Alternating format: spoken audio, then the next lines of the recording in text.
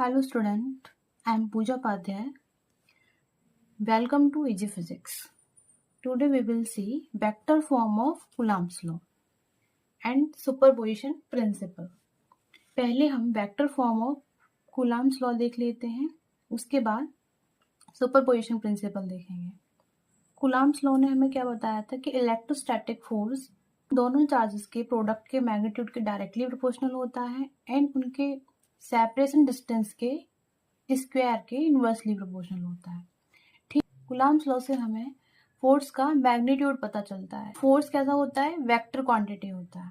ठीक है, तो फोर्स को रिप्रेजेंट करने के लिए हमें डायरेक्शन भी पता होना चाहिए, है ना. तो अगर हम वेक्टर रिप्रेजेंटेशन करते हैं फोर्स का तो हम कैसे करेंगे?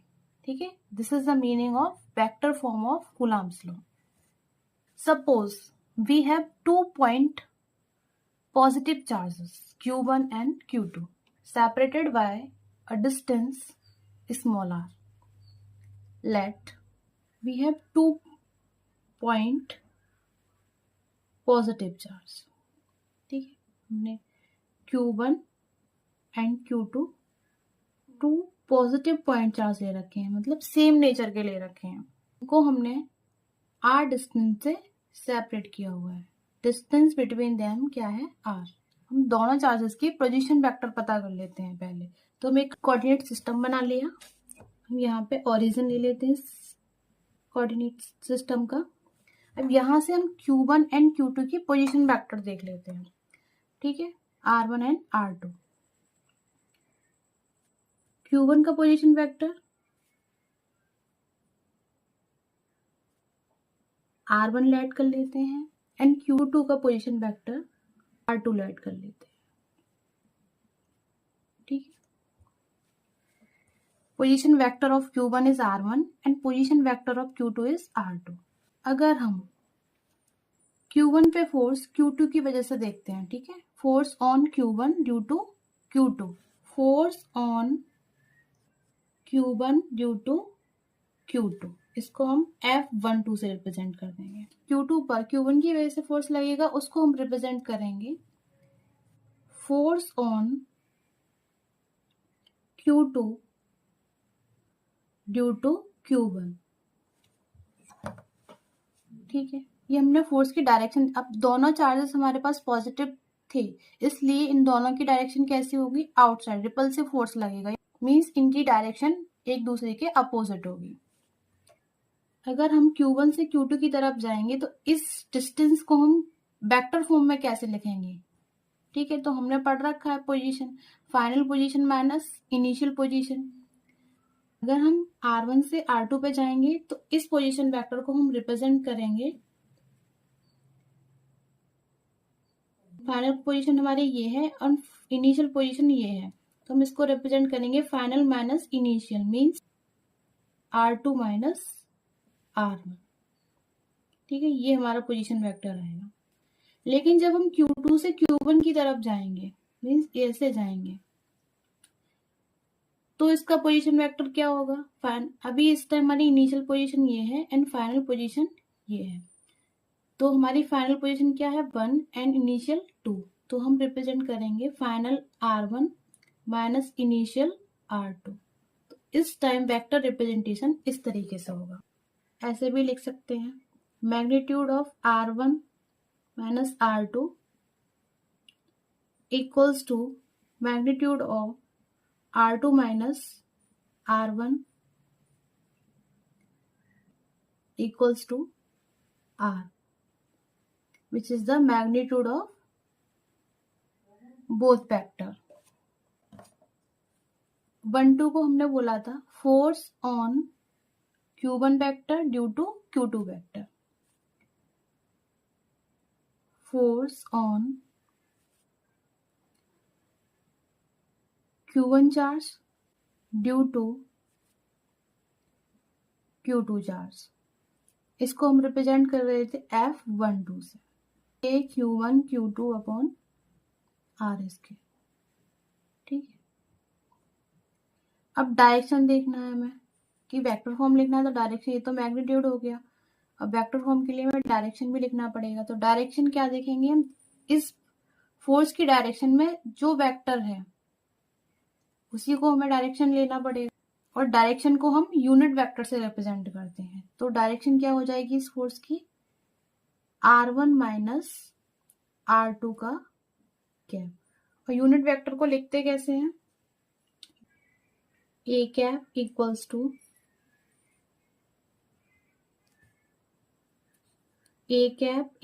To a vector upon magnitude of a vector. ठीक है, इस तरीके से लिखते हैं। तो इसका यूनिट वेक्टर क्या हो जाएगा, r1 minus r2 vector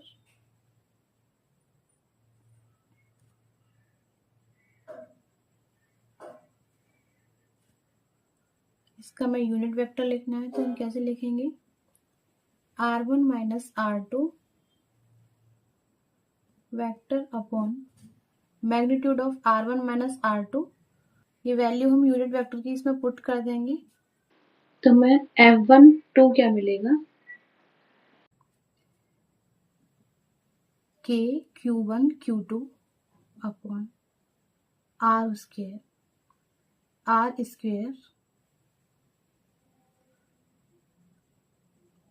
r1 vector minus r2 vector upon r1 minus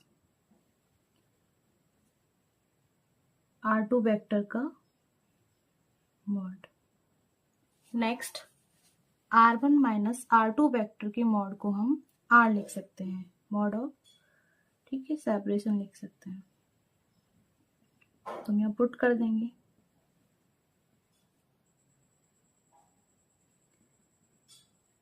k q1 q2 upon r square r1 minus r2 upon r। तो हमारे पास r12, तो हमें r12 equals to k q1 q2 upon r cube r1 vector minus r मिल जाएगा। ये हो गया हमारे पास F12, force on Q1 due to Q2। हमें similarly force on 2 due to Q1 charge. तो सिमिलरली हम इसी के जैसे लिख सकते हैं,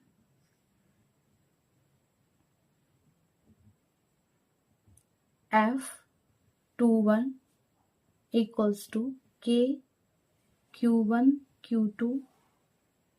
मैं सिर्फ इस फॉर्मूले में r1 की जगह पे r2 और r2 की जगह पे r1 करना है, क्योंकि अगर इस डायरेक्शन में F21 फाइंड आउट करेंगे तो हमें इसका यूनिट वेक्टर इस डायरेक्शन में देखना पड़ेगा, और इस डायरेक्शन का वेक्टर कौन सा है हमारे पास, r2 माइनस r1 वेक्टर। ठीक है, तो इधर क्या हो जाएगा हमारे पास, r2 माइनस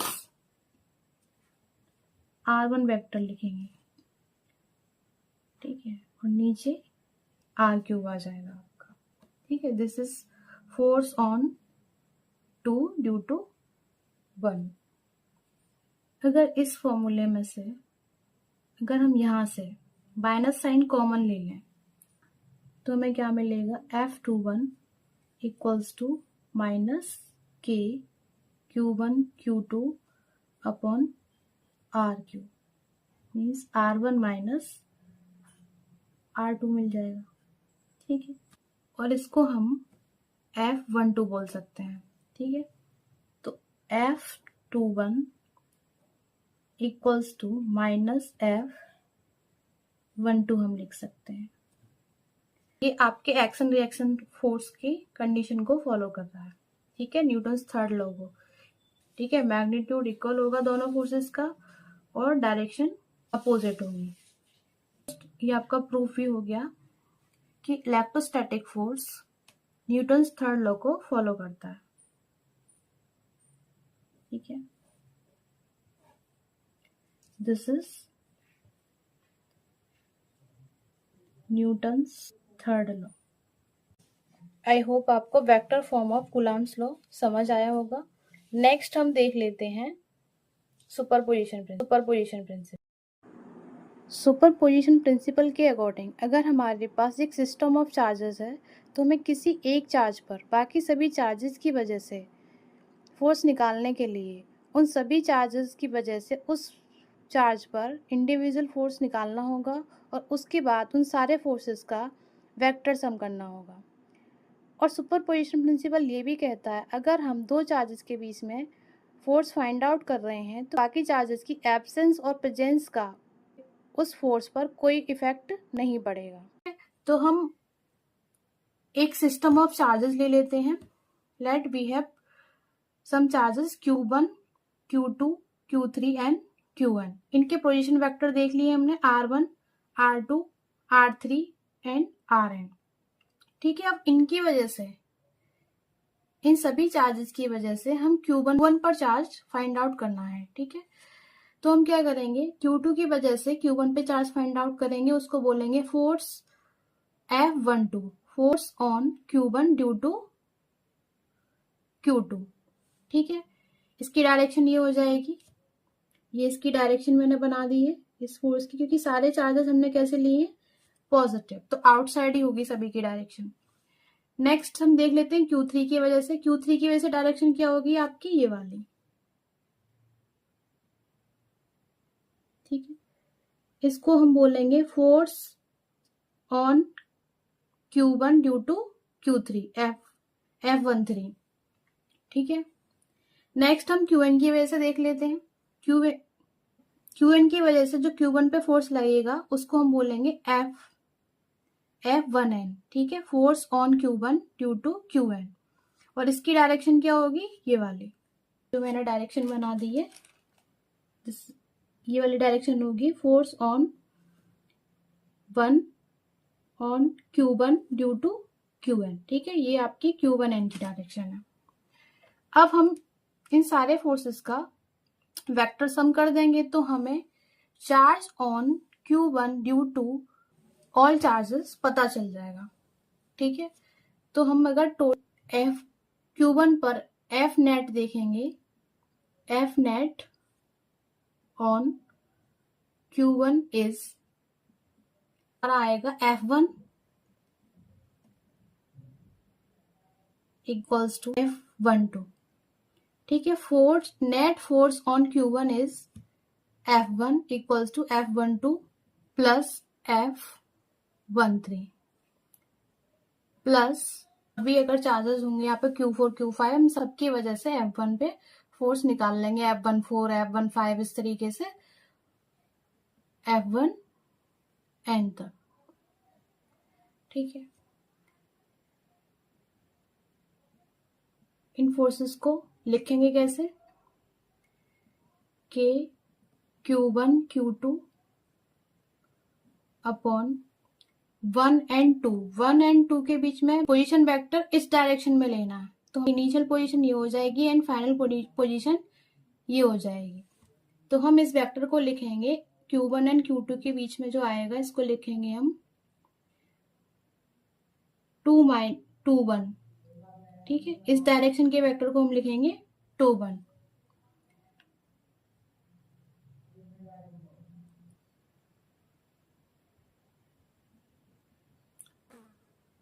वेक्टर का मॉड आएगा नीचे आपका एंड डायरेक्शन आपकी आ जाएगी 2-1, क्योंकि हमें इस डायरेक्शन में लेना है।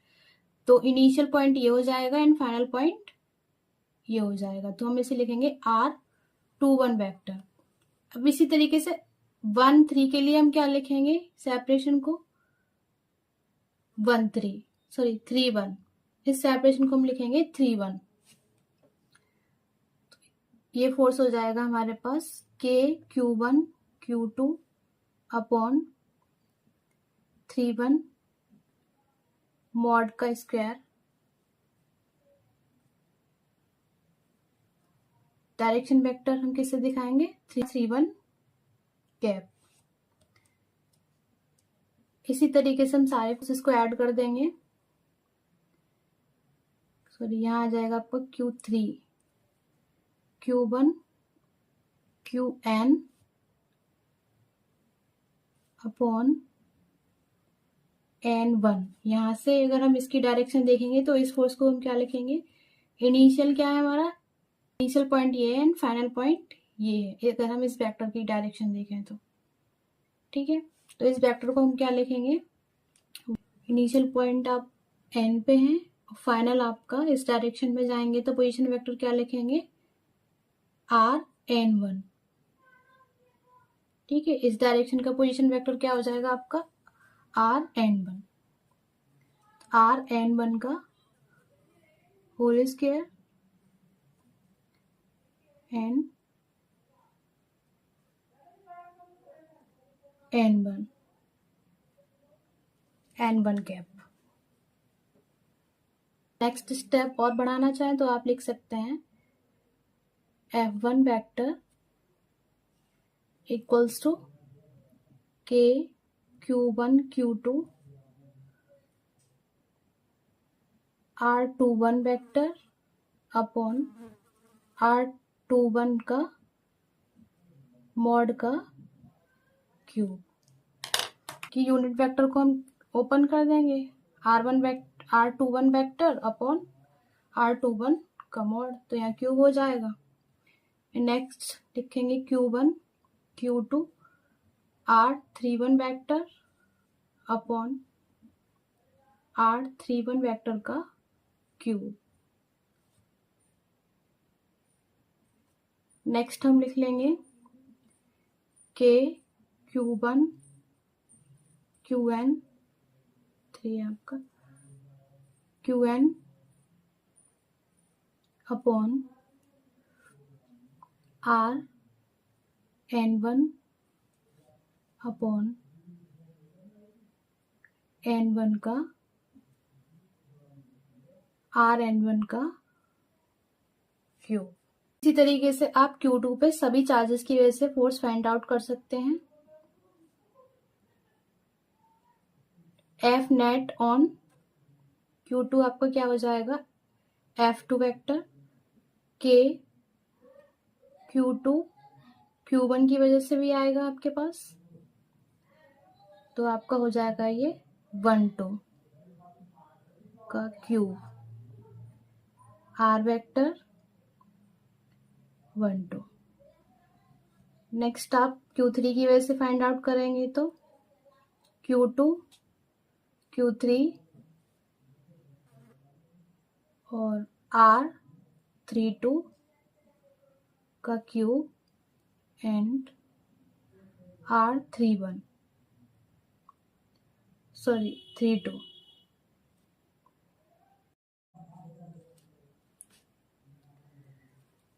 Plus K Q2 Qn upon Rn2 का क्यूब एंड Rn2 वेक्टर।